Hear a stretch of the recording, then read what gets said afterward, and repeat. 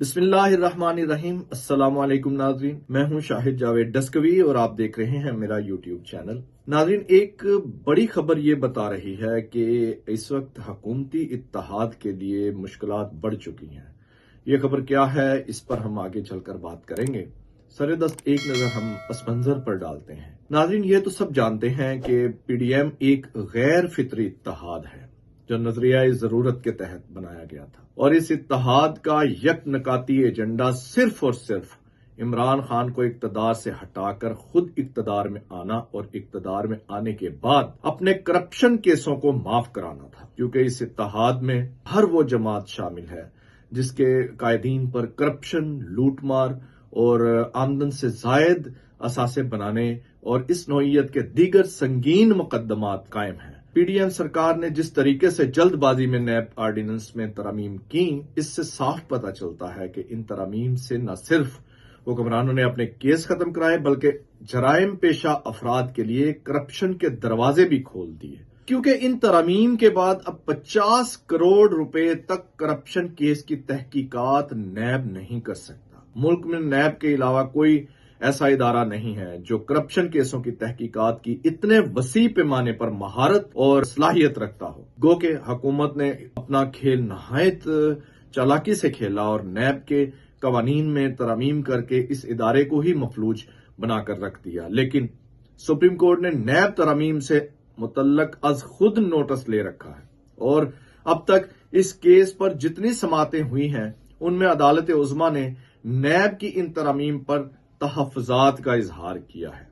इसलिए इस इम्कान को रद्द नहीं किया जा सकता कि सुप्रीम कोर्ट नैब ऑर्डिनेंस में होने वाली तरमीम पर नजरसानी के लिए इसको दोबारा पार्लियामेंट को भिजवा दे। यह तलवार हुक्मरानों के लिए एक बड़ा खतरा नजर आ रही है, क्योंकि अगर इंसाफ की यह तलवार चल गई तो हुकूमत के सारे किए कराए पर पानी फिर जाएगा और उन्हें करप्शन मुकदमात का सरे नो सामना करना पड़ सकता है। नाज़रीन, हुकूमत के लिए एक बड़ी मुश्किल ये भी है कि एक इत्तेहादी जमात एमक्यूएम इस वक्त नाराज होकर बैठी हुई है। एमक्यूएम पीडीएम में शामिल होने को पहले ही तैयार नहीं थी, क्योंकि उसे माजी के तजर्बात की रोशनी में पीपल्स पार्टी से मुतल्लक शदीद तहफ़्फ़ुज़ात थे। उन्हें सबसे बड़ा खदशा ये था कि जो वादे पीपल्स पार्टी उन्हें इक्तदार में या इत्तेहाद में शामिल करने के लिए इस वक्त कर रही है, वो आगे जाके वो पूरे नहीं करेगी। जिस पर नवाज शरीफ और मौलाना फजलुर रहमान बतौर गारंटर आगे आए और उन्होंने पीपल्स पार्टी से मुतल्लक एमक्यूएम को गारंटी दी। दोनों जमातों के माबैन बल्दियाती इंतखाबात के हवाले से इस वक्त हल्का बंदियों पर शदीद इख्तलाफ है। आखिरी इतलात तक बिलावल हाउस में होने वाले मुज़ाकराती अमल जो है वो बेनतीजा खत्म हो चुका है। पीपल्स पार्टी अपने वादों से फरार होती हुई नजर आ रही है, जिस पर एमक्यूएम ने हुकूमत से अलहदगी की धमकी दे डाली है। अगर एमक्यूएम हुकूमत से अलग हो गई तो पीडीएम सरकार यकीनन उसका तख्ता जो है वो धड़न हो जाएगा। इस सूरत हाल में इतलात ये आ रही हैं कि गारंटर भी इस वक्त छुपते फिर रहे हैं। एक इतला ये है कि मौलाना फजलुर रहमान अचानक बीमार पड़ गए हैं और डॉक्टरों ने उन्हें मशवरा दिया है कि वो सियासी सरगर्मियों को मुकम्मल तौर पर जो है वो रोक दें।